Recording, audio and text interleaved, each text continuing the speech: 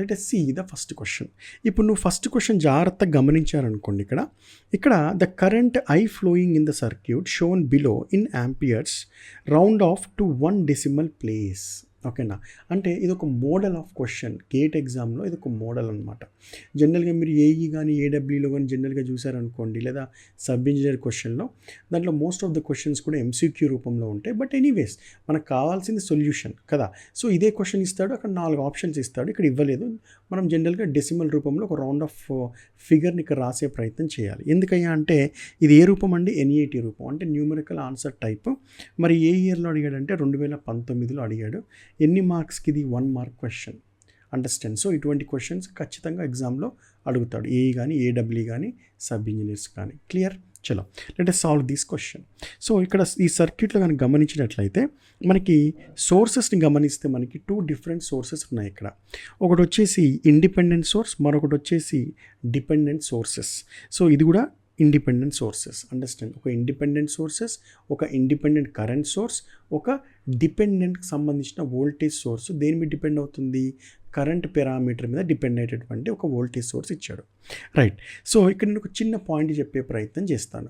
సరే, dependent source అంటే ఏంటి, ఇండిపెండెంట్ సోర్స్ అంటే ఏంటి? ఒక పాయింట్. డిపెండెంట్ అంటే అర్థం ఏంటి? అది ఏదో ఒక దానిపై ఆధారపడుతుందనే కదా. సో దాని అర్థం ఏంటయ్యా అంటే ఇక్కడ ఇచ్చినటువంటి వోల్టేజ్ సోర్స్ ప్లస్ మైనస్ ఉందంటే వోల్టేజ్ సోర్స్ బరాబర్. సో ఇక్కడ ఇచ్చినటువంటి వోల్టేజ్ సోర్స్ ఏదైతే ఉందో దాని యొక్క విలువ ఎంత? 5i. అంటే ఐ అంటే ఏంటి? కరెంట్ కదా.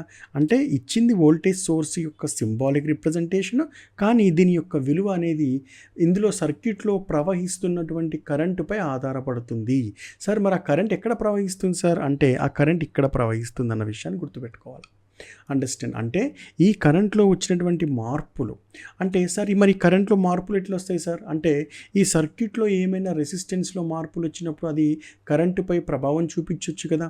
లేదా రెసిస్టెన్స్లో యాడ్ చేసినా రెసిస్టెన్స్లో తొలగించినా కరెంట్లో మార్పులు వస్తాయి కదా. ఆ వచ్చినటువంటి కరెంటు మార్పులకు సంబంధించి దాని ప్రభావం ఈ వోల్టేజ్ సోర్స్పై కనుక చూసినట్లయితే అందుచేత దీన్ని మనం డిపెండెంట్ సోర్సెస్ అంటాము. అదేవిధంగా దాన్ని మనం ఏ షేప్లో చూపిస్తామండి? డైమండ్ షేప్లో చూపిస్తాం అనమాట. Clear my point? So dependent source అంటే ఏంటి?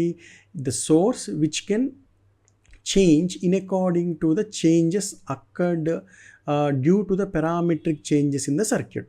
సో సర్క్యూట్లో పారామెట్రిక్ చేంజెస్ కనుక మార్పు చెందినటువంటి సందర్భంలో ఆ సోర్స్లో కూడా మనం మార్పును చూడగలము. అట్టి సోర్స్ని మనం డిపెండెంట్ సోర్స్ అనే పేరుని పిలుస్తాం. Simple logic. నెక్స్ట్ దానికి ఎగ్జాక్ట్గా ఆపోజిట్ అంటే అర్థం ఏంటి? అరే ఇది చేంజ్ అవుతుందని నేను చెప్పిన. ఇప్పుడు చేంజ్ కాదు అంటే అర్థం ఏంటి? ఇక్కడ ఇండిపెండెంట్ సోర్సెస్ ఇక్కడ వోల్టేజ్ సోర్స్ ఇచ్చాడు, ఇక్కడ కరెంట్ సోర్స్ ఇచ్చాడు. అంటే అర్థం ఏంటి? ఈ విలువలు ఎప్పుడు కూడా స్థిరత్వంగా ఉంటాయి, ఎటువంటి మార్పు చెందవు. అంటే ఇక్కడ రెసిస్టెన్స్ నువ్వు పెట్టినా తీసినా చేంజ్ చేసినా కింద మీద ఏం చేసినా డజంట్ మ్యాటర్. సర్క్యూట్లో ఏ మార్పులు వచ్చినప్పటికీ కూడా ఆ ఇండిపెండెంట్ సోర్సెస్ యొక్క విలువలు ఎట్టి పరిస్థితుల్లో మారవు, ఎల్లప్పుడూ స్థిరత్వంగానే ఉంటాయి. సో ఎప్పుడైతే సర్క్యూట్ యొక్క మార్పునకు అది మారలేదో దాన్ని ఏమంటాం మనం? Independent of circuitry changes with respect to their parameters in the circuit. Such sources are called as independent sources. Simple logic. అంటే ఏదైతే తెలుగులో చెప్పినా దాన్ని ఇంగ్లీష్లో చెప్పాలని అట్లా చెప్పారు సింపుల్గా. Clear my point? మళ్ళొకసారి, సర్క్యూట్లో మార్పునకు అనుగుణంగా మారితే డిపెండెంట్ సోర్సెస్, మరి సర్క్యూట్లో మార్పునకు ఎటువంటి చలనం లేకపోతే దాన్ని మనం ఇండిపెండెంట్ సోర్సెస్ అని అంటాం. క్లియర్? సో మీకు ఇక్కడ క్లారిటీ వచ్చేసింది. రైట్. చలో మరి ఇటువంటి ప్రాబ్లమ్స్ ఇచ్చినప్పుడు ఎట్లా సాల్వ్ చేద్దాం సార్? సో ఇక్కడ జాగ్రత్తగా గమనించినట్లయితే ఇక్కడ ఇచ్చినటువంటి సర్క్యూట్లో మీరు ఒక్కసారి గమనించండి. ఇక్కడ చూడండి, మనం దీన్ని ఎలా సాల్వ్ చేద్దామంటే జస్ట్ లైక్ ఒక కేసీఎల్ అప్లై చేయడము లేకపోతే లూప్ ఈక్వేషన్ రాయటము, 2 అప్లై చేసి చూద్దాం, ఒక పని అయిపోతుంది. రైట్. సో జాగ్రత్త చూడండి, ఇక్కడ నుంచి కరెంట్ యొక్క ప్రవాహం మొదలైంది, మరి ఇటు నుంచి కూడా కరెంట్ వచ్చినట్టే కదా. సేసాన్ ఇటు నుంచి కూడా కరెంట్ వచ్చింది. ఎంత కరెంట్ వస్తుంది? ఈ 2 amperes వస్తుంది. సో ఇదేంటి? జంక్షన్ అనుకుందాం.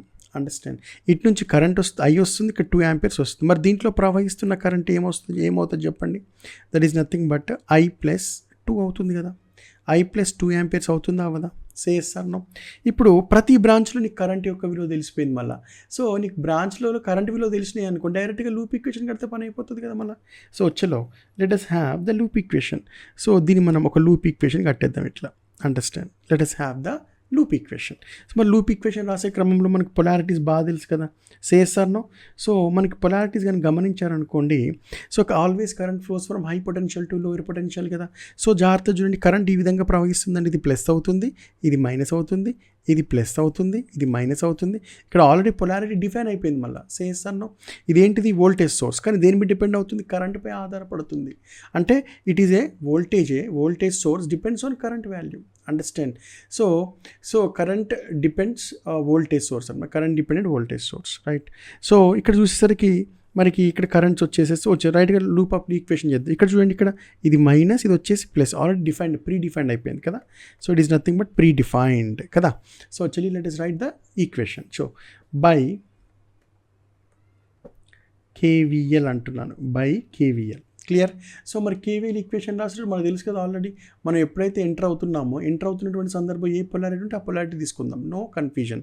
సో మరి ఎక్కడి నుంచి షురువాత్ చేద్దాం, ఇక్కడ నుంచి చేద్దామా? లెట్ స్టార్ట్ ఫ్రమ్ హియర్, ఇక్కడ నుంచి షురువాత్ చేద్దాం. ఓకే, సో మరి ఇక్కడ నుంచి షురువాత్ చేసినప్పుడు ఏముంది, ఇక్కడ ప్లస్ ఉంది కదా. చలో right down. So first that is nothing but plus, current ఎంత అండి, I కదా. So that is nothing but 2 into I. Next జర ముందుకు వచ్చారనుకోండి, ఇక్కడ ఏముంది, మళ్ళీ ప్లస్ ఉన్నది. రెసిస్టెన్స్ ఎంత ఉన్నది ఇక్కడ, 3 times ఆఫ్, అంతే కదా. ఓమ్స్ అంటే V is equal I into R కదా, రైట్. సో ఇక్కడ R ఉన్నది, కరెంట్ ఎంత I+2 కదా. So 3 into I+2. నెక్స్ట్ జర ముందుకు ఇక్కడికి ఏముంది, ఇక్కడ ఆల్రెడీ ప్లస్ మైనస్ డిఫైన్ చేశారు కదా, ప్లస్ 5I, రైట్. మళ్ళీ ఇలా వచ్చి ఇక్కడ రాగానే ఏముంది, ఇక్కడ స్టార్టింగ్లో ఏముంది, మైనస్ ఉన్నది. So -20 is equal to 0. That's it. Clear? చలో. సో మరి ఇక్కడ మొత్తం చూడండి, ఇక్కడ మనం సాల్వ్ చేసామనుకోండి, 2I plus 3I plus 6 plus 5I -20 is equal to 0. So 2 + 3 5, 5 + 5 10, అంతేనా. So 10I. నెక్స్ట్ మైనస్ ఇది 6 - 20 అంటే -14, that is equal to 0. So I is equal to ఏం రాసుకోవచ్చండి, 14 డివైడెడ్ బై 10 అని రాసుకున్నాం అనుకోండి, సుమారుగా 1.4 amperes. So this is the perfect right answer for the given question. ఇది కదా కావాల్సింది మనకి, సేసార్ను, right. What is the right answer? 1.4 amperes is the right answer. Very simple కదా, జస్ట్ ఒక KVL అప్లై చేసిన, అంతే, ఏం చేయలేదు, అద్భుతం ఏం చేయలేదు. KVL అప్లై చేసిన. మరి KVL అప్లై చేయాలంటే అన్ని ఎట్లుండాలా, sum of the means voltages ఏవైతే ఉంటాయో in a loop must be equals to 0. Clear? చలో. So what is the right answer? Answer వచ్చేసరికి 1.4 amperes. That's it.